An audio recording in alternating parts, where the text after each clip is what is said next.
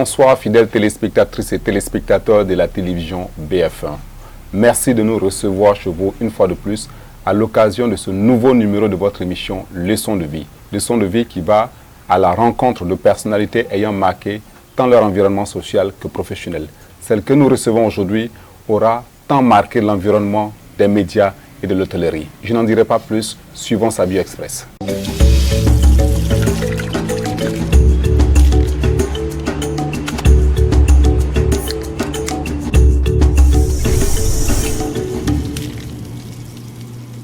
C'est un nom et un visage connu qui ont marqué le monde des médias au Burkina Faso. Evelyne Lompo. Une beauté et un sourire, une belle et douce voix et une grande gentillesse. Voici ce qui la caractérise. Elle est née un jour spécial, en tout cas pour beaucoup, c'est celui de la nativité. Et oui, c'est le 25 décembre de l'an 1962 que la ville de Orodara, dans le Kénédougou burkinabé, a vu naître la princesse Lompo. C'est à Ouagadougou, dans la capitale de la Haute-Volta d'alors, que Evelyne Lompo va faire ses études primaires. École Ouaga Centre Paspanga, puis Ouaga Garde. Elle poursuivra ses études brillamment et sa passion pour les belles lettres la conduira vers un baccalauréat A4, puis une licence en lettres modernes obtenue à l'université de Ouagadougou. Evelyne Lompo intégrera par la suite l'école française des attachés de presse et des professionnels de la communication dans les grandes écoles à Abidjan, en Côte d'Ivoire. Elle fait sensation lors de la soutenance pour son diplôme de technicienne supérieure de la communication. Son thème de mémoire était ainsi libellé « Quelle stratégie de communication pour l'hôtel Sofitel Silmandé ?» Elle décroche la mention honorable et cela sera déterminant pour son engagement dans le groupe Accor en tant que responsable commercial.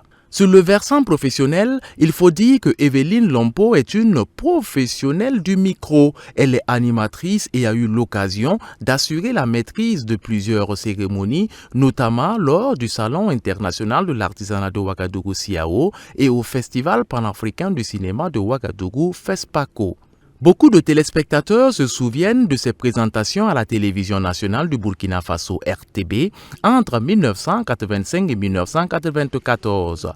Les auditeurs, pour leur part, ont pu l'écouter sur la radio Canal Arc-en-Ciel à travers notamment l'émission Question d'équilibre entre 1990 et 1993.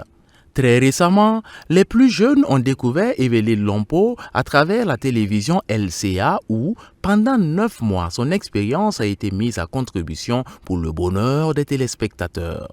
Evelyne Lompo, c'est aussi une actrice comédienne. Elle a joué dans Sophia, Dossier brûlant, Trakawaga et Code Phoenix du réalisateur Boubacar Diallo. Elle est aussi l'une des comédiennes du film Les étrangers de feu Jim Kola. Dans le parcours professionnel de Evelyne Lompo, difficile d'occulter l'hôtel Silmandé. Elle y a occupé le poste de responsable commercial et était en charge des relations publiques, toute chose qu'elle fit avec beaucoup de panache selon les témoignages du milieu. Enfin, ajoutons sans être exhaustif sur la vie professionnelle de Evelyne Lompo qu'elle est la promotrice de l'agence de communication globale Solutions Com. Les mérites de cette grande dame ont été reconnus par les autorités burkinabées qui l'ont faite chevalier de l'ordre du mérite avec Agrafe Communication. Elle est maintes fois sollicitée pour des jugis, notamment dans le cadre des Koundé et autres compétitions culturelles. Evelyne Lompo a connu les joies du mariage. Elle a 2 enfants adoptifs qu'elle chérit plus que tout et qui le lui rendent bien. 62 ans et à la retraite, elle a de très nombreuses leçons de vie à partager avec nous. Bonsoir Evelyne. Bonsoir Saré. Donc, voilà. Et merci de votre présence aujourd'hui. Et merci à toute l'équipe. Je suis tellement contente de ce que je viens de voir. C'est tellement bien dit que je ne peux que vous féliciter. On découvre finalement que vous êtes multicasquette. Tout à fait. Vous avez touché un peu à tout. Touche à tout, oui. De l'hôtellerie à la communication, en passant par pas mal de choses. En fait, je suis touche à tout, franchement. Qu'est-ce qui fait ça? Le sens de la curiosité ou Jamais satisfait d'un secteur, il faut toucher un peu à tout. Je pense qu'en vérité, c'est la formation reçue à l'École française des attachés de presse et des professionnels de la communication. On nous formait de façon à ce que nous soyons polyvalents, que nous puissions servir à quel que soit le niveau auquel on avait besoin de nous. On devrait pouvoir jouer notre petite carte et puis sortir gagnant. D'autres éléments qu'on n'a peut-être pas dit ici, vous nous recevez ici chez vous et on constate que c'est assez boisé, beaucoup d'arbres, beaucoup de fleurs, qui semblent aussi être une de vos passions. Tout à fait. J'aime le jardinage, comme vous pouvez le voir. Tous les matins, au moins, je plante quelques plants que je récupère à droite, à gauche. Ne soyez pas étonnés qu'un jour, on vous appelle Saré pour dire « Ah, Evelyne, Saré, venez à la gendarmerie, nous avons Evelyne Lompo. » Vous allez demander « Mais qu'est-ce qui se passe ?»« Ah, elle est arrivée dans notre jardin et puis sans demander la permission, elle a prélevé quelques plantes et puis bon, voilà, nous on a vu ça, on n'était pas contents, donc on l'a amenée à la gendarmerie. » Votre premier jour de travail à l'hôtel Silmandé, comment cela se passe-t-il? Ben, ça s'était passé très bien. Stressé? Oui, ça s'était passé très bien puisqu'il y a eu d'abord un stage. J'ai eu un stage de 3 mois, mais bien avant, j'ai fait un stage à la Lonabé. Et puis après, j'ai dit, bon, j'ai encore du temps, je peux tenter du côté de l'hôtellerie pour voir. Au départ, j'ai voulu vraiment travailler à la Lonabé. Mais quand je suis arrivée, après 3 mois à la Lonabé, je suis revenue 3 mois au niveau de l'hôtel Silmandé. J'ai tellement aimé que, et à l'époque aussi, les décideurs avaient trouvé que ma candidature était intéressante du fait que, bon, j'étais quelqu'un déjà de connu, 10 ans de télé derrière elle, pas mal de gens qu'elle connaissait, donc point de vue commercial, je pouvais jouer quand même ma carte et puis gagner. Voilà, donc, et à l'époque aussi, je me souviens, le directeur commercial venait de perdre son épouse, il n'était pas tellement bien, donc ils avaient besoin de quelqu'un aussi pour être derrière, pour essayer de le soutenir, de l'épauler et puis de pouvoir avancer. Voilà. Et là, vous dites, j'ai tellement aimé. Qu'est-ce qui passionne dans l'hôtellerie? Qu'est-ce qui vous passionne tant? Le monde de l'hôtellerie est spécial. C'est certes très contraignant, tout comme au niveau de la télévision. Il n'y a pas de jour férié. Au contraire, c'est lorsque c'est férié qu'il y a fête que nous, on bosse, on travaille. Noël, on travaille.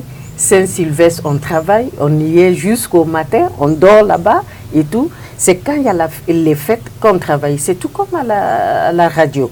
Et c'est un monde différent. Ce qu'il faut dire aussi, j'ai toujours travaillé en hôtellerie de luxe. Et en hôtellerie de luxe, les gens viennent de partout. Donc j'avais un carnet d'adresses. Bon, j'ai toujours un carnet d'adresses voilà, qui se rétrécit quand même parce que je suis à la retraite maintenant, mais qui est comme ça. Les gens viennent de toute l'Afrique, du monde, donc on connaît des gens de partout. Voilà, c'est un monde merveilleux. Et quand on aime ce qu'on fait, on ne sent plus qu'on travaille. Voilà, on ne sent plus qu'on travaille. 27 années en hôtellerie, oui. Il y a eu des hauts et des bas. Ah oui. Des expériences douloureuses, difficiles, quelques anecdotes. Douloureuse, imaginez, vous êtes le duty manager, c'est-à-dire que c'est comme les infirmiers, les infirmières, c'est vous qui faites la garde. En fait, vous êtes le directeur de l'hôtel. Vous êtes le directeur de l'hôtel le temps de 18h jusqu'à minuit, c'est vous qui décidez. Et que malheureusement, pendant que vous êtes là, un client a un malaise et ça se passe mal. Voilà, ça c'était pas un bon souvenir. Il faut gérer ça. Il faut gérer ça. Il faut appeler le directeur, il faut appeler la gendarmerie, il faut appeler la police, il faut appeler les médecins pour venir faire le constat. Il faut sortir ce que je ne veux pas dire. Et puis voilà. Ça, du coup, quelles sont les qualités pour travailler en hôtellerie? Il faut être très relationnel et il faut aimer les gens. Il faut savoir s'exprimer. Il faut aussi savoir anticiper. Voilà, quand on voit un problème, quand on sent que quelque chose va arriver, au lieu d'attendre que le problème arrive, on anticipe. Quelles sont les autres qualités? Avoir le contact facile, aimer les gens et puis les écouter. En plus de l'hôtellerie, vous avez une autre corde à votre arc, celle des médias. Vous avez travaillé dans les médias, radio et télé. Racontez-nous un peu. Comment cela débute Comment cela débute? En fait, je n'étais pas prédestinée pour les médias au départ. Depuis jeune fille, toute petite, j'ai toujours rêvé d'être hôtesse de l'air. On a même fait le concours d'hôtesse de l'air au niveau de l'hôtel Indépendance. C'est là qu'on était allé faire la natation et tout. Et après cette étape-là, il y a une des camarades qui était là-bas qui dit « Ah tiens, Evelyne, toi qui fais lettres modernes, je trouve aussi que tu as un certain niveau, un niveau acceptable et que tu t'exprimes assez bien en français, tu as une belle diction, tu pourrais aller t'essayer à la télé. » Je dis bon, ben pourquoi pas. Et je suis partie vraiment sans véritablement penser que ça allait marcher. Mais j'étais sortie quand même première sur à peu près 15 filles, je crois, je ne sais plus. Voilà. Et finalement, vous faites 10 ans. Et finalement, je passe 10 ans à la télévision. Et à côté, il y avait la radio Canal Arc-en-Ciel avec Feu Nyama Paco Drabo, paix à son âme, notre patron. Que nous avons eu l'occasion de recevoir à cette émission. Ah, tout à fait. Ça, je ne le savais pas. Je suis contente. En tout cas, qu'il continue de reposer en paix. Et merci pour la formation et merci pour la chance qu'il m'a donnée de pouvoir avoir mon émission sur Canal Arc-en-Ciel. C'était tous les dimanches matins. J'avais 2 heures tous les dimanches matins avec mon technicien qui était Doussa Moussa. Vraiment, votre émission parlait de quoi? Mon émission était intitulée Question d'équilibre. Et Question d'équilibre, ça parlait un peu de tout, du foyer, des jeunes. C'était une forme déjà de coaching à l'époque. D'accord. Voilà, donc on abordait tous les sujets qui pouvaient être intéressants. Et vraiment, c'était une émission qui était suivie. Voilà. Est-ce que ces temps-là vous manque souvent? Vous avez envie de refaire la radio par moment? J'ai aimé la radio. J'ai aimé la radio. Et sincèrement, bien que je sois à la retraite, ça va faire bientôt 2 ans, si j'ai une antenne, une radio en tout cas qui veut bien de moi, ne serait-ce que 2 heures dans la semaine, ça me fera beaucoup plaisir. J'aimerais bien. Ensuite, le cinéma. Oui, le cinéma avec d'abord celui-là qui m'a formé à la télévision, Feu Desso Abdoulaye. C'est lui qui nous a formés à la télévision à l'époque avec celle qui avait été retenue avec moi. J'ai joué pour la première fois avec lui dans un de ses films qui était intitulé Les Étrangers. Et puis après, j'ai joué aussi avec Gaston Caboret. Je ne me rappelle plus le titre du film. J'étais présentatrice ou journaliste, quelque chose comme ça dans le film. Et la petite anecdote, je croyais qu'il y avait beaucoup d'argent dans le cinéma. Et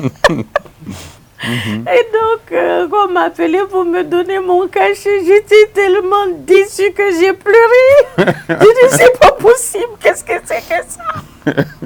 On m'a blagué, on a ajouté un tout petit peu, puis on m'a dit, il faut partir. Donc, finalement, vous êtes professionnel de l'hôtellerie? Oui. Des médias? Tout à fait. Du cinéma? Tout à fait. Et jardinière en vos temps perdus? Ah oui, ça j'aime beaucoup. On pourrait dire que vous avez une vie chargée? Chargé, non. Quand c'est chargé, ça veut dire qu'on rempli, oui, rempli. Oui. Rempli parce que j'aime ce que je fais. Quand c'est chargé, ça veut dire qu'on commence à être un peu fatigué, on n'aime pas trop, on le fait parce qu'on doit le faire. Moi, tout ça, je l'ai fait avec beaucoup de plaisir. J'ai aimé. Est-ce que tout cela s'est toujours bien passé avec vos collègues, vos collaborateurs, tous ceux avec qui vous avez travaillé? Je suis du style bon enfant. J'aime les gens, bout en train, je suis assez, voilà, choc dans les équipes. Donc ça se passait de façon générale assez bien. Voilà, mais il ne faut pas me piétiner. J'ai ce petit caractère, des fois, j'aime pas qu'on me piétine. En tant que princesse Gomanché, alors là, quand tu me piétines, je réagis. Voilà, je ne me laisse pas faire. Nous allons justement à la régie pour suivre quelques témoignages de vos collaborateurs.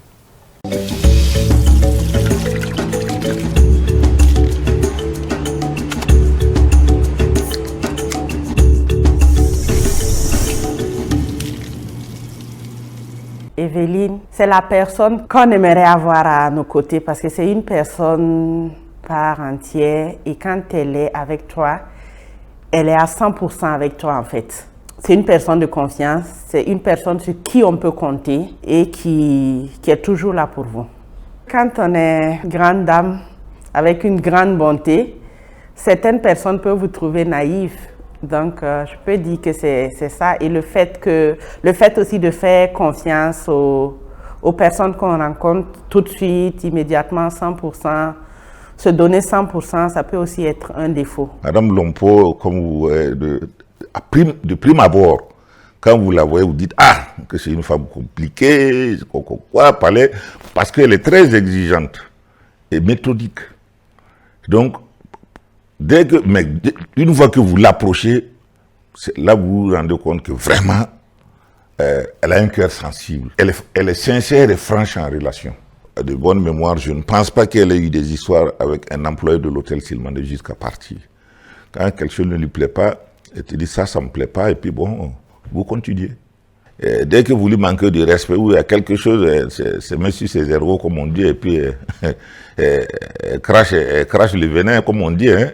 Donc, elle est vraiment très sincère, comme je le dis, mais bon. C'est d'abord une personne qui a un sacré caractère, c'est-à-dire que, comme tout gourmanché, elle aime dire la vérité, que ça plaise ou pas.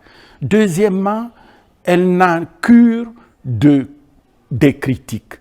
Voilà pourquoi elle est stable dans la tête et aussi elle aime les gens, elle aime les autres. Et de ce point de vue, elle a toujours cette dimension d'intérieur qui l'a permise d'affronter toutes les dimensions de la vie, même la santé, et qui a aussi permis de faire une carrière qui n'est pas encore achevée, puisqu'elle est dans des accompagnements et autres, mais elle a un sacré caractère. Mais quand on dit un sacré caractère, c'est dans un sens positif, et elle court toujours après le temps. Le temps 24 heures ne suffisent pas à Evelyne. Et je crois que c'est ça aussi qui lui a permis de gagner beaucoup de batailles et d'être familier avec respect avec beaucoup de gens et les artistes et autres. Et elle a apporté cette plus-value-là au Burkina. Et vous savez aussi que les relations personnelles peuvent faire venir ou pouvaient faire venir quelqu'un comme Rochero au Burkina, mais pouvait faire venir quelqu'un comme Jimmy Cliff au Burkina, ou comme Orlus Mabele et d'autres. C'est pour vous dire donc qu'elle est une fille extraordinaire qui a des qualités multidimensionnelles. Évidemment, elle est un être humain, une personne humaine comme les autres, et on ne peut que s'en féliciter. Beau témoignage. De beaux témoignages. Je suis émue.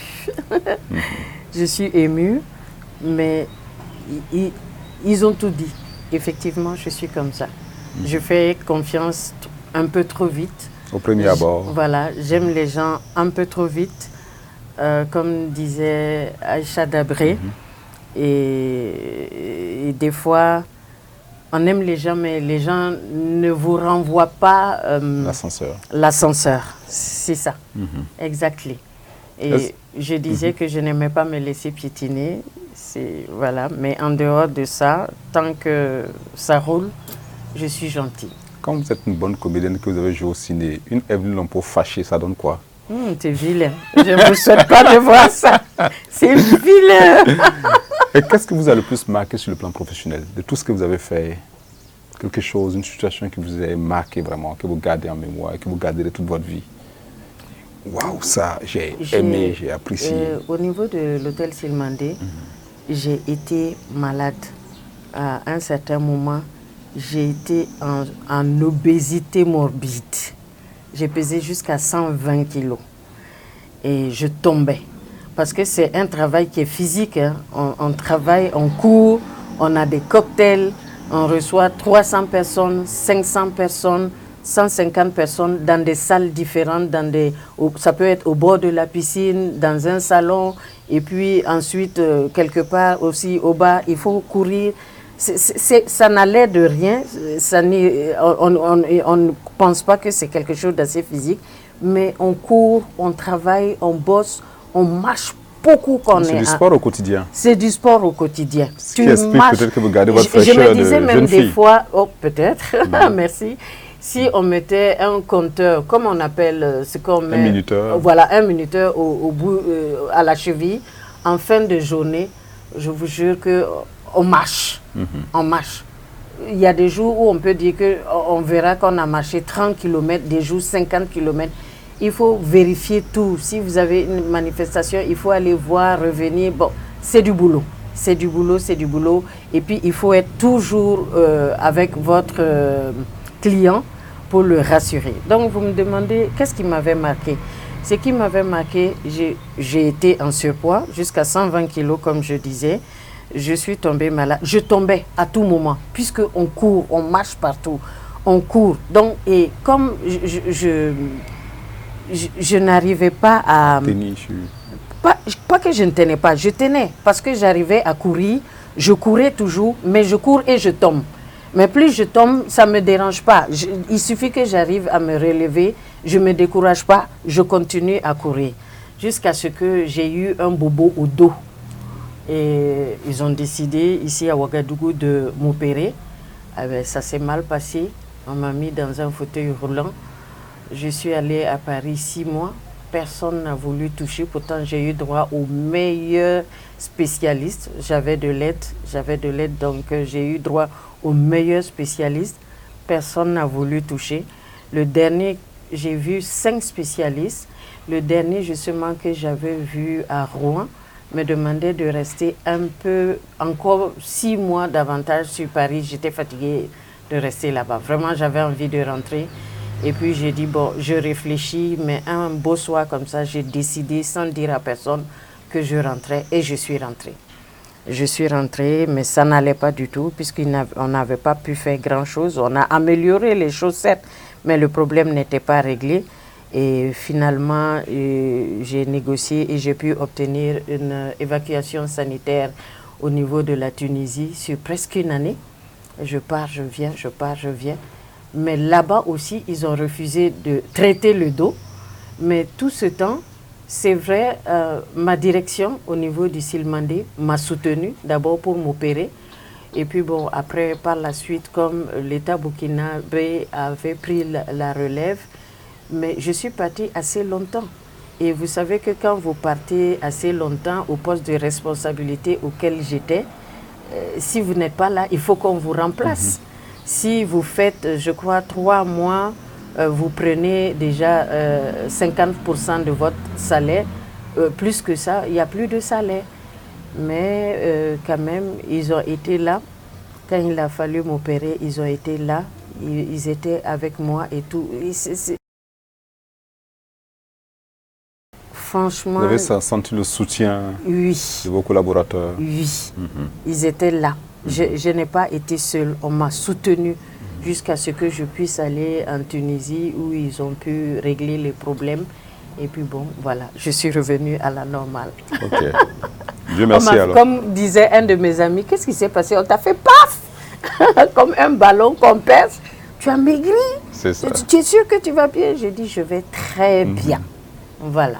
Et si vous aviez un conseil à donner justement aux jeunes, plus précisément aux jeunes filles qui voudraient se lancer dans l'hôtellerie, dans la communication, dans les médias, et qui parfois aussi, pour certaines, qui souffrent de problèmes de poids. Tout ça ramassé, ça peut être quoi le conseil pour bien gérer sa vie professionnelle et sociale? Moi, je pense aussi que mon poids, je l'avais pris une fois arrivé à l'hôtel Silmandé. Je n'étais pas... Bon, ça commençait à Abidjan, où j'étais à l'école. Là-bas, leur nourriture est beaucoup trop grasse et différente de ce que je connaissais ici au Burkina. J'y suis restée 3 ans, mais c'est de là-bas que j'ai pris mes kilos supplémentaires et je suis venue tomber encore en hôtellerie où il y a tout qui est là. Voilà, on grignote et en tant que responsable, voilà, tu as le droit de manger sur les points de vente, donc tu manges ce que tu veux. Donc c'était jusqu'à ne plus pouvoir. Bon, si elle arrive, quand on est beaucoup plus jeune, on arrive toujours à juguler le poids, même si on est forte, on arrive à se débrouiller, à marcher et à travailler. Mais après, avec le poids de l'âge, quand l'âge vient et puis quand il y a les chutes, moi c'est vrai, il y avait le dos, mais il y avait le genou aussi. Je suis handicapée, j'ai un genou valgum jusqu'à maintenant. Voilà, à force de chuter. Ça, c'est... Voilà. Ok, ça, c'est le support maintenant pour réussir sur le plan professionnel. Voilà. Et donc, si vous parlez de conseils aux jeunes filles, si la jeune fille arrive à surmonter son poids, pendant longtemps, j'ai réussi à surmonter... Non, ça pas que le poids. C'est-à-dire, le poids, on en a parlé. Maintenant, sur le plan professionnel, les aptitudes à développer, parce que vous avez dû développer des compétences tout ce temps. Qu'est-ce que vous conseillez à ces jeunes filles qui voudraient évoluer dans l'hôtellerie ou dans la communication ou dans les médias, même dans le cinéma? Ah, ok, très bien. Je n'avais pas bien saisi la question. Donc, d'abord, il faut aimer le métier. Si tu veux aller en hôtellerie, il faut forcément aimer l'hôtellerie. Il faut aimer être au contact des gens. Il faut aimer être corvéable à merci. Là-bas, il n'y a pas de Noël, il n'y a pas de Saint-Sylvestre, il n'y a pas de Pâques. C'est ces jours-là, vous travaillez. Vous devez accueillir vos clients, les installer, être à leur écoute, vérifier bien que ce qu'ils ont demandé ou commandé, c'est bien ce qui sera fait et tout ça. Vraiment, il faut être là, il faut être à l'écoute. Si déjà vous n'aimez pas ça, vous n'aimez pas ce qui est contraignant, je ne vous conseille pas d'aller en hôtellerie, vous n'allez pas pouvoir résister, vous n'allez pas réussir, parce que c'est difficile. Et même de nuit, on travaille et assez tard. Et à l'époque déjà, avec les Français, quand eux, ils étaient là, quand on travaillait et qu'on finissait très tard, tu peux finir à 1h du matin, tu peux finir à 2h du matin. Il y avait une chambre, on donnait une chambre pour que tu puisses te reposer et puis pouvoir reprendre le lendemain et puis maintenant partir te reposer l'après-midi chez toi. Ok, ces conseils nous permettent de faire justement une transition pour parler maintenant de votre vie de famille, de votre vie en société. Vous avez été marié, vous n'avez pas eu d'enfants, mais vous avez eu des enfants adoptifs qui vous chérissent bien. Parlez-nous un peu de votre vie de famille. C'est vrai, j'ai eu le plaisir de connaître les grâces du mariage, mais bon, ce sont les choses de la vie. Hein. Après, ça n'a pas marché, je ne regrette rien. Je ne regrette rien, c'est la vie et c'était une belle expérience. Voilà, on est en bon terme, il n'y a pas de souci. Et mes fils adoptifs sont Wang, Adama Sana et Salif Sanfo. Cette histoire, comment vous allez me dire, comment ce sont tes enfants? Ce sont mes enfants dans le sens que c'était des enfants qui travaillaient avec Mustapha Chombiano à la radio. C'était des passionnés de la radio. Adama était sur Radio Jeunesse. Salif était avec Mustapha Labli Chombiano.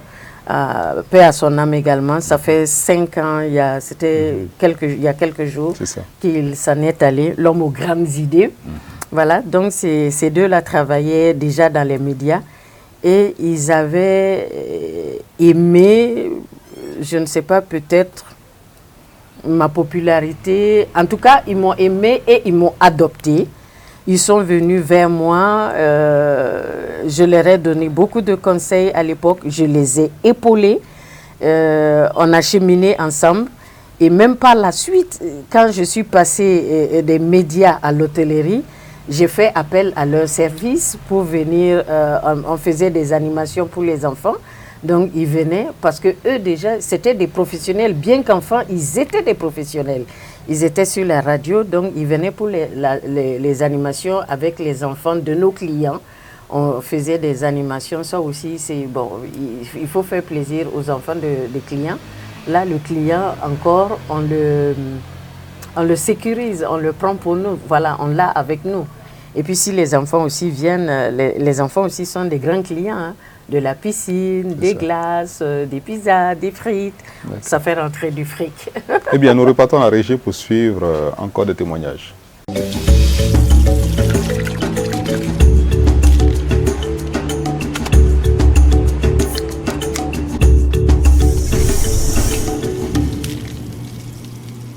Elle a un grand cœur, mais elle a aussi un gros cœur. Donc, elle a un grand cœur et quand elle décide vraiment de se donner pour une cause, pour son travail, elle se donne à fond. Et elle devient comme un rouleau compresseur. Vraiment, elle est passionnée quand elle décide de se donner à fond pour quelque chose. Et elle est... Bon, je ne sais pas si c'est une qualité ou un défaut, mais elle est très tatillonne. Mais souvent, ça atteint un seuil où... Bon, voilà, on est des êtres humains, on ne peut pas être aussi... On n'est pas 10, on est 9. Elle est très impulsive. Elle peut très vite aller au point. Bon, maintenant qu'elle a pris de l'âge et qu'elle a un peu fondu, mais je suis sûr que certains téléspectateurs qui ont rencontré Evelyne et qui ont dépassé les bornes, voilà. Elle peut vraiment, que ce soit verbalement ou physiquement. C'est une grande dame, c'est une brave dame. C'est vrai, elle n'est pas facile, tout le monde le sait. Elle a du bon cœur, mais elle a un gros cœur. Elle a ses qualités, elle a ses défauts. Mais hormis ses défauts, quand elle veut quelque chose, elle arrive à l'atteindre. C'est surtout ça qui est magnifique avec cette grande dame-là. La première chose qu'il faut savoir d'Evelyne, c'est que c'est une fille très courageuse, qui sait se mettre sur l'essentiel, sur des objectifs qui l'intéressent. Quand on allait à l'école, étant plus âgée qu'elle, elle s'approchait de moi, quand elle me voit avec mes 2 sacs ou quoi, Justine, je peux t'aider. C'est toujours avec humilité et respect qu'elle va vers les autres. C'est une fille très intelligente. Son défaut, c'est que quand elle est sur quelque chose, elle est calée là-dedans. Tu ne peux plus la faire changer. Donc, elle est convaincue, elle fonce. Là, parfois, tu peux dire, mais Igit, tu t'entêtes, quoi. Il dit, non, mais je dois faire comme ça. Elle aimait les alocos. Voilà. Tous les soirs, si tu veux la voir là, elle savait, en ce temps, les alocos dans les années 73, 74, 75, 78, bon, c'était pas tout le monde. Donc, elle avait 1, 2 copains. C'était un plaisir d'aller prendre les alocos. Ah non, non, non, je vais aller prendre mes alocos à la maison. Une personne quand même qui était plus âgée que nous, là, et qui a osé mentir sur Evelyne. Alors là, c'était... Elle n'a pas supporté. Evelyne ne supporte pas le mensonge. Alors du coup, elle lui a dit qu'avec tout le respect qu'il lui doit, en tout cas, la personne a menti et qu'elle n'accepterait plus jamais que ça se fasse et que c'est fini. Oui, parce que c'est une qui est... Oui, elle ne sait pas aller de 2 côtés. Hein. Porte pas de gants non plus pour dire la vérité. Un petit commentaire sur ces témoignages? Oui, ça dépend. Vos fils et votre soeur? Les enfants aussi sont allés un peu du dos de la cuillère, un peu trop fort, c'est vrai. Bon, peut-être que je ne m'en rends pas compte. Oui, mais c'est qu'ils reconnaissent je suis jusqu'au vous êtes vrai, oui, voilà. Vous êtes vrai. C'est vrai, quand je ça suis vous plaît, vrai. ça vous plaît, quand ça ne vous plaît pas aussi. Voilà. Tout le monde doit savoir que ça ne plaît pas. Franchement, ça c'est moi, ça c'est Evelyne. Voilà. D'accord. Et c'est quoi l'amitié pour vous? Un acte d'amitié qui vous a marqué? Et que dans la société, vous avez des amis. C'est quoi l'amitié? Comment vous définissez l'amitié? Moi, l'amitié pour moi, c'est la fraternité. On peut ne pas être de même maman, mais quand je te prends comme ami, j'ai une amie qui a intervenu, c'est Aïcha Dabré. On n'a même pas le même âge, mais nous sommes des amis. C'est une fille qui me comprend, c'est une fille qui me connaît c'est une fille qui sait me parler. Elle est ma petite sœur, hein, mais elle me recadre, elle me donne des conseils et quand je réfléchis, quand je m'assois, je me pose, ce qu'elle a dit, c'est ça. Et je suis. Et elle, ce qu'elle dit, même si je dois aller, elle me dit, va direct, tombe dans le puits là, j'y vais. Parce que c'est une fille honnête, c'est une fille vraie, c'est une fille qui m'aime pour moi-même, mais qui ne m'aime pas pour rechercher des relations ou pour autre chose. Voilà. Vous comprenez ce que je veux dire? Voilà. Parce que c'est ça qui est à la mode maintenant. Les gens font semblant de t'aimer, ils sont là avec toi 2 ou 3 jours, ils recherchent quelque chose de particulier, ils ont besoin de toi peut-être pour une mise en relation avec nanani, nanana. Bon, je ne vais pas vous expliquer ça, je pense que vous savez de quoi je parle. D'accord. À présent, nous parlons de votre enfance et de l'éducation que vous avez reçue. Dans quel environnement social avez-vous baigné à votre enfance? Qui étaient vos parents? Comment étaient-ils? Mon père. Quel genre d'enfant étiez-vous? Quel genre d'enfant j'étais? J'étais d'abord style garçon manqué. J'avais un caractère très tranché, mais j'avais un papa aussi très autoritaire et affreusement strict, qui ne s'amusait pas et qui me suivait aussi beaucoup. Parce que la petite histoire, c'est quoi? Moi, j'ai été ramenée chez ma maman. Mon papa m'a ramenée à la maison à l'âge de 4 ans. Il m'a mise sous la responsabilité de sa première épouse, Mamie Koukoula. Paix à son âme, elle aussi, elle est partie. Toutes mes mamans sont parties de toutes les façons à la maison là-bas. Elles sont déjà toutes parties. Ma mère biologique est toujours là. Elle a 82 ans. Elle tient la route. Voilà. On remercie le Seigneur pour ça. Voilà, donc il m'avait mise sous la responsabilité de la première épouse. Comme je dis, j'étais assez casse-cou. J'étais du style à monter sur le toit de la maison pour sauter sur des copeaux parce que il y avait un menuisier qui était venu travailler. Je croyais que c'était quelque chose d'assez... en fait, que si je sautais du toit pour jouer à Zorro, et que je tombais sur les copeaux, je n'allais pas trop me faire mal parce qu'il y avait les copeaux. Malheureusement, j'ai sauté, je suis tombée sur les comment on appelle ça, ce qu'il gratte là, le menuisier, les copeaux. Mais je me suis foulé la cheville. Donc quand je suis allée dire que j'ai mal aux pieds à ma maman a dit, va te coucher. Quand ton papa va venir, il va venir te voir. Donc, quand mon papa est arrivé, ma cheville était enflée comme ça. Il m'a amené, je croyais qu'il allait me chicoter. Non, il ne m'a pas chicoté. Il m'a amené à l'hôpital. On m'a piqué, on a fait tous les soins et tout. Et puis, il m'a ramené à la maison. Il a été gentil. J'ai eu peur qu'on me corrige, quoi. Mais ça, c'était mon côté garçon manqué. Voilà, c'est ça, tout le monde ressort pour dire elle aime la bagarre, elle aime... Non, je n'aime pas simplement... Donc, caractère trempé comme le père. Voilà, j'ai un caractère trempé comme mon père. Voilà, tous ceux qui ont connu mon papa... Comme quoi les chats ne font pas de souris. Tout à fait, voilà, exactement. Et quel est votre meilleur souvenir d'enfance? Des souvenirs que vous avez qui remontent à très lointain, très loin, puis voilà, vous êtes plus... Mon meilleur souvenir d'enfance. Bon, je vais dire mes meilleurs souvenirs d'enfance parce que comme j'étais séparée de ma mère, on m'avait ramenée chez mon père. Je n'ai jamais été véritablement séparée de ma mère. On m'a ramenée chez mon père, j'allais à l'école, toute l'année scolaire, j'allais à l'école. Mais les vacances scolaires, j'avais un tonton Joseph Onadia, qui était un ami de mon père. Mon tonton Onadia venait me prendre et m'amenait chez ma maman, qui était mariée ailleurs. Ce qu'il faut savoir aussi, moi je n'ai que des demi-frères. Du côté de ma mère, je suis l'aîné et j'ai 8 frères et sœurs derrière moi, mais c'est moi l'aîné. Du côté de mon père, je suis 9e sur 14 enfants. Et donc toutes les vacances scolaires, j'étais très heureuse parce que tonton Onadia venait me prendre pour m'amener à Dédougou où était ma maman, si elle était affectée à Nouna, à Léo, à Satiri. J'ai connu comme ça pas mal de localités parce que eux, ils bougeaient beaucoup. Ma mère est infirmière d'État, son époux était, comment on appelle ça, un administrateur civil. Voilà, donc ces préfets-là, c'est des gens qui bougeaient beaucoup. Donc ils allaient de région en région. Et c'est comme ça, je connais bien Réau, je connais bien Dédougou, je connais bien Satiri, je connais Bondokui, je connais Léo. Voilà, je connais pas mal de contrées. Et ça, j'aimais ça. Et bien entouré aussi de beaucoup de frères et de beaucoup de sœurs. Tout à fait, de tous les côtés. Chez ma mère, je suis l'aînée, donc bon voilà.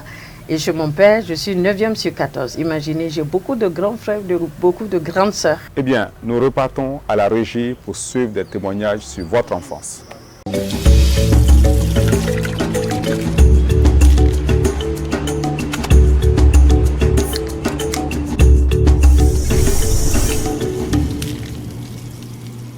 Donc, c'est ce qu'on appelle en anglais hard worker et surtout une femme de caractère. Si elle a quelque chose à le dire, elle le dit. C'est seulement qu'il y avait une publicité qui passait, qui disait à Jean-Pierre Bezakambi, donc c'était Babouanga, qui se plaignait de son voisin Jean-Pierre qui jetait des saletés, qui jetait l'eau dehors et tout ça. C'était donc un spot publicitaire pour l'assainissement. Et chaque fois, quand il me voyait, il me répétait d'abord ça, Jean-Pierre Bezakambi, pour me dire bonjour. Et je dis, mais c'est ton grand frère. Hein? Il dit non, mais quand même. Bon, bref, c'était comme ça. Evelyne, c'est une boule de feu. Quand on sait la prendre, c'est la douceur même. Mais elle est de nature impulsive, très passionnée. C'est un personnage assez complexe parce que très entière, très gentille, mais qui n'aime pas du tout ce qui sort du cadre qu'elle-même elle a défini. Evelyne, c'est quelqu'un qui s'est fabriqué à la force de son poignet. Quand elle a décidé de faire quelque chose, elle le fait et elle va jusqu'au bout. C'est une personne sur qui on peut compter. Elle est très gentille, assez introvertie. Elle ne parle pas beaucoup d'elle. Elle est peut-être un personnage public, mais c'est quelqu'un de très pudique, de très réservé. Et c'est quelqu'un de très fidèle. Quand on la connaît, quand on sait qui elle est, c'est quelqu'un sur qui on peut compter. Quand on était plus jeune, on habitait le quartier de la Rotonde. Et contrairement à ce qu'on peut voir aujourd'hui, Evelyne était assez garçonne et assez téméraire dans ses jeux. Donc, je me souviens qu'elle escaladait des murs, elle grimpait aux arbres. Bon, ce qui est assez détonnant avec le personnage qu'elle reflète aujourd'hui. Alors, qu'est-ce que vous avez à dire sur ce témoignage? Oui, comme vous pourrez le penser, c'est assez paradoxal, mais ce qu'elle a dit, c'est ça, exactement. Garçon manqué. Garçon manqué. Bagarreuse. Bon, sauf quand on me cherchait. Si on ne me cherche pas, je n'ai pas de souci avec toi. Mais je ne me laissais pas faire. Mais si tu me cherches, je ne me laisse pas faire. Je ne sais pas que tu es grand, je ne sais pas que tu es aîné, je ne sais pas que tu es vieux ou vieille. Si tu m'as cherché, tu m'as trouvé. Avec du recul, est-ce que vous pensez que vous avez été excessif par moment sur certaines bagarres que vous avez faites? Oui, beaucoup même. Beaucoup. Oui, beaucoup. Okay. Si c'était à refaire, j'allais être un peu plus douce. Voilà. Mais j'ai changé, c'est assez bizarre. Mais enfin, j'ai changé, mais il ne faut pas me marcher sur les pieds. Voilà. Ça, c'est la condition. Voilà. À présent, nous sommes à la rubrique des citations. Vous allez nous donner 3 citations ou proverbes, ou nous donner un ouvrage ou un film qui vous a marqué. Vous avez le choix entre un proverbe, une citation, un livre, un film, une pièce de théâtre. Bon, je suis déjà littéraire de formation. Hein. Il y a eu tellement de pièces de théâtre, de livres, Les bouts de bois de Dieu, de Samben Mousman, Things Fall Apart, de Chinua Achebe. On a tellement lu et mon père nous obligeait à lire. Il nous suivait personnellement avec sa canne. Tu vas prendre un livre à Franco, à la bibliothèque française, Franco, je ne sais plus comment on appelait ça, Franco-Burkinabé, mais nous on appelait ça Franco. Tu lis, tu fais le compte rendu, le résumé, et tu viens lui faire le compte rendu. Donc on a été forgé dès le jeune âge déjà à lire, à s'intéresser à tout ce qui est culturel, et bon voilà. Donc il y a tellement de choses. Comme film, je pourrais parler par exemple de Figné qui m'a beaucoup plu parce que j'étais jeune fille, très jeune présentatrice. J'ai aimé la symbolique du film avec la calebasse sur l'eau, la jeune fille, l'histoire tout entière. J'ai aimé. Et Figné, c'est un film du Malien Souleymane Cissé qui nous a quittés à l'orée du FESPACO. Voilà, paix à son âme, qui devait venir, hélas. Voilà, un grand monsieur. Voilà, un grand monsieur. Une citation, je peux parler de Sénèque. Sénèque qui dit qu'il n'y a point de vent favorable pour celui qui ne sait où il va. Et c'est ce que je disais. Vous m'avez posé une question, si une jeune fille veut embrasser le métier d'hôtelière, j'ai dit qu'il faudrait qu'elle sache déjà que c'est un métier qui est contraignant, c'est un métier où elle va rencontrer des gens qui viennent du monde entier. Moi, j'ai travaillé exclusivement en hôtellerie de luxe, donc Lancaster et Hôtel Silmandé que vous devez connaître sans doute. Et puis, bon, un métier qui est contraignant dans le sens où il faut que ce soit jour travaillé ou pas, ben, vous travaillez et c'est comme ça, ça se passe. Et on ne se fâche pas avec le client, soit on contourne, soit on surmonte, mais on ne va pas en conflit avec le client. Voilà, jamais. Le client est roi. Voilà, le client est roi. Et quand tu sais où tu vas, voilà, ça facilite bien les choses. À présent, la rubrique Corbeille. Vous allez tirer l'une des cartes et vous allez exécuter le gage qui s'y trouve.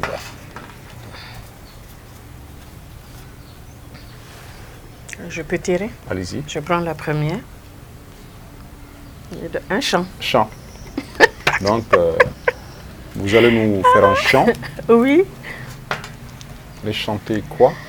Je vais chanter phonétiquement une chanson en gourmandchema de Josie featuring avec Canfido.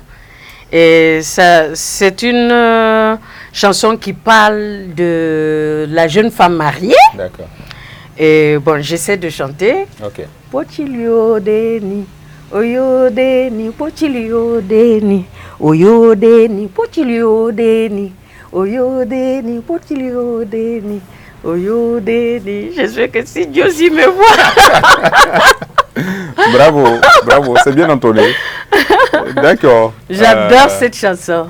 Ok, super. On aura l'occasion de vous découvrir sur une de ces scènes. Oui. Un de ces quatre. Oui, voilà. Je monterai volontiers danser. D'accord. Rubrique suivante, la rubrique Souvenir, Souvenir. Oui. Nous ferons défiler une série de photos que vous serez appelés à commenter. Ah, d'accord. Là, c'était ma soutenance en Côte d'Ivoire à l'École française des attachés de presse et des professionnels de la communication. Malheureusement, mon collègue à côté de moi aussi qui porte la toge noire et rouge s'en est allé, Isaac, quelqu'un qui s'est beaucoup moqué de moi à Abidjan. Il se moque beaucoup des Ivoiriens, les Ivoiriens se moquent beaucoup des Burkinabés. Il me provoquait, mais c'était un garçon tellement charmant. Et à la fin, on était devenus les meilleurs amis du monde. Mais malheureusement, à la fin de notre cursus, il s'en est allé. Là, je suis avec mes amis qui venaient du Portugal pour, comment on appelle ça, l'adoption d'un petit, le petit qui est sur mes jambes là, ou sous les jambes de son papa. Et on était à l'orphelinat, à Omkizito. Et on était allé pour les formalités justement pour qu'ils puissent prendre leur fils. et puis repartir avec lui au Portugal. C'était quelque chose de magnifique. Là, j'étais à Tunis. Je vous ai dit que j'ai passé une année à Tunis en soins. Bon, il y avait des petits congés pour que je puisse rentrer parce que je ne collaborais plus. Donc, pour que je puisse collaborer, il fallait qu'on me laisse rentrer un peu. Et puis, bon, voilà, j'acceptais les soins et tout.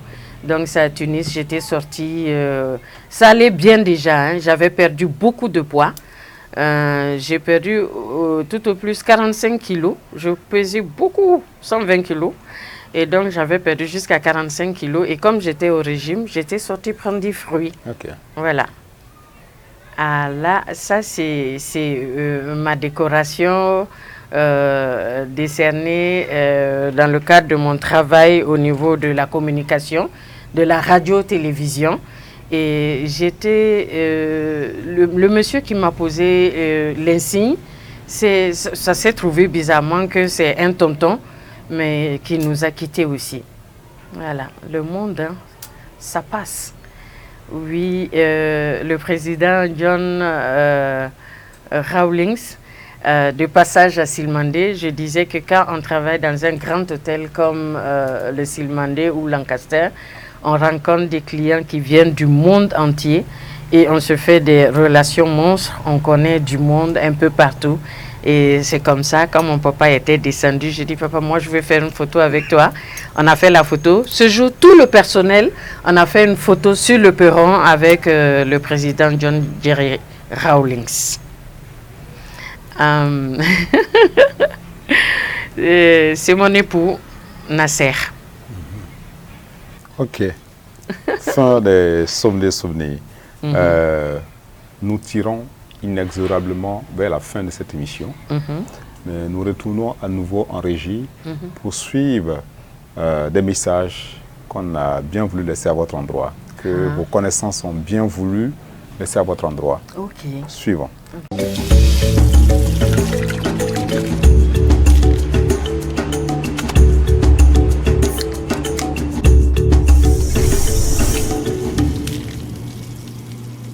Tata Evie, merci pour l'amour, merci pour la considération, merci d'être toujours là pour moi, de m'accompagner toujours dans mes projets, d'être toujours là pour moi, quel que soit le lieu, le jour, l'heure, je suis toujours présente, donc je ne peux que te dire merci et te dire en retour que tu peux compter sur moi, quelle que soit la situation, quel que soit le problème, quelle que soit la difficulté, je serai toujours là pour toi. Je te remercie pour tout le temps qu'on a vécu. Merci pour ta générosité, ta sincérité. Et je te souhaite encore du courage et beaucoup de longévité à toi. Que tu puisses dépasser l'âge que tu as, doubler ton âge même.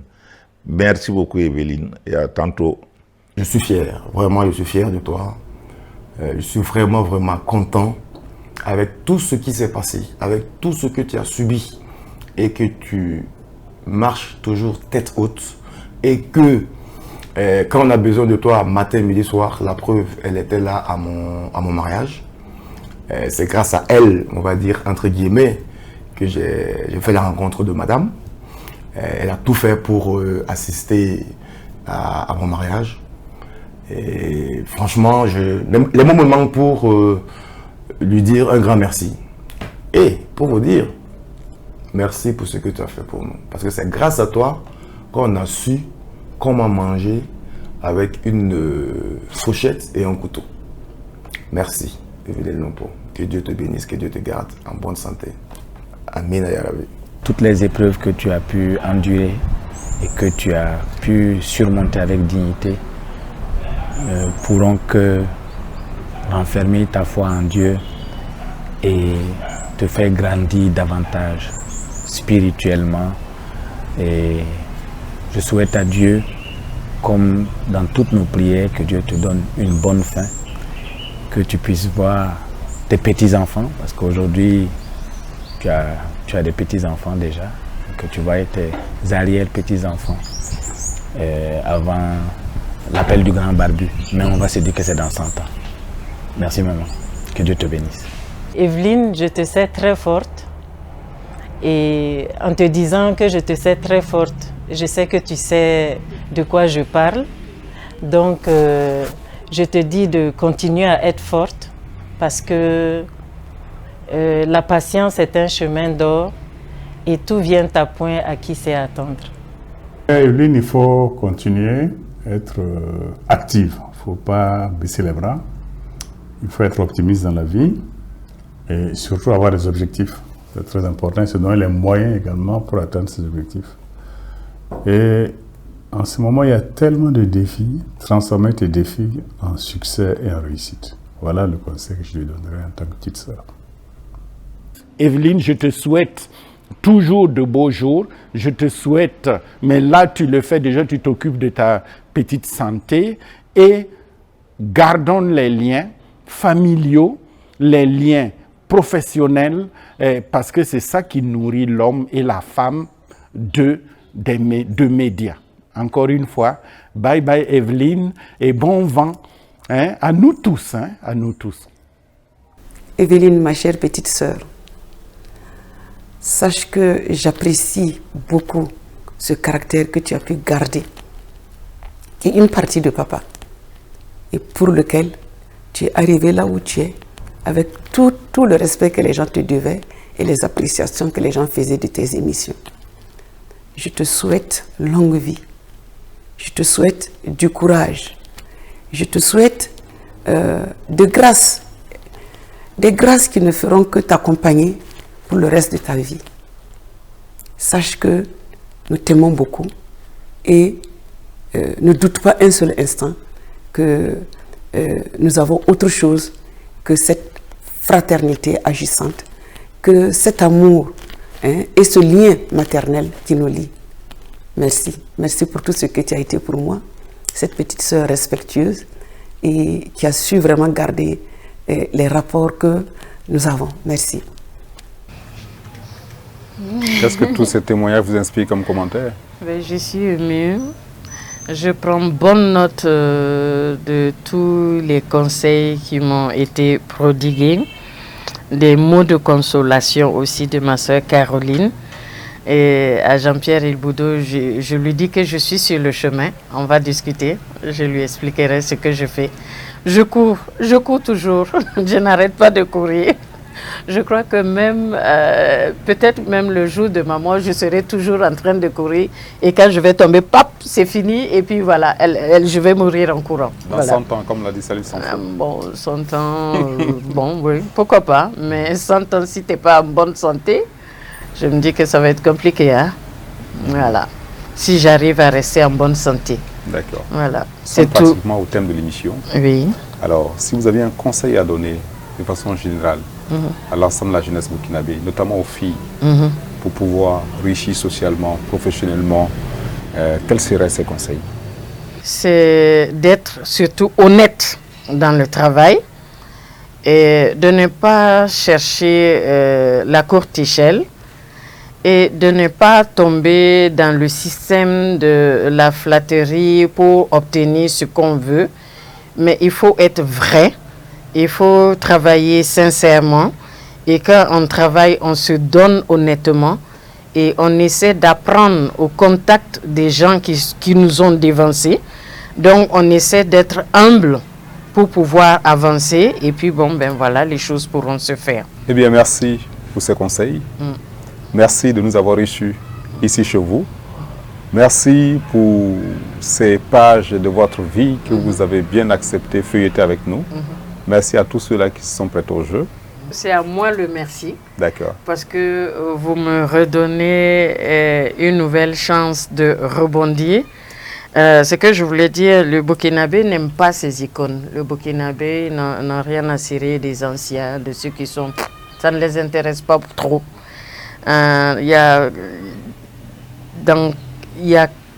dans quelques contrées non loin d'ici, les icônes aujourd'hui, on les recherche et on essaie de les remettre au goût du jour et voilà, d'essayer de les aider aussi, voilà, à ne pas trop sombrer. Ici, c'est pas quelque chose qui fonctionne beaucoup.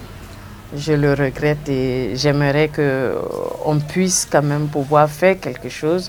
Si c'est vrai qu'ils nous ont aimés, si c'est vrai que nous sommes leurs icônes, si c'est vrai que nous avons été leur modèle, bon, ben, qu'ils ne nous laissent pas sombrer. Pas moi, personnellement, nous tous, de façon générale. Eh bien, merci, merci. Fidèles téléspectatrices et téléspectateurs de la télévision BF1, merci d'être restés en notre compagnie tout au long de cette émission. Nous avons eu du plaisir à feuilleter les pages de la vie de cette grande dame, Evelyne Lompo, qui a marqué de lettres d'or son nom dans le registre des médias, de l'autorité et de la communication de façon globale au Burkina Faso. Nous vous donnons rendez-vous pour d'autres émissions aussi palpitantes les unes que les autres. Merci.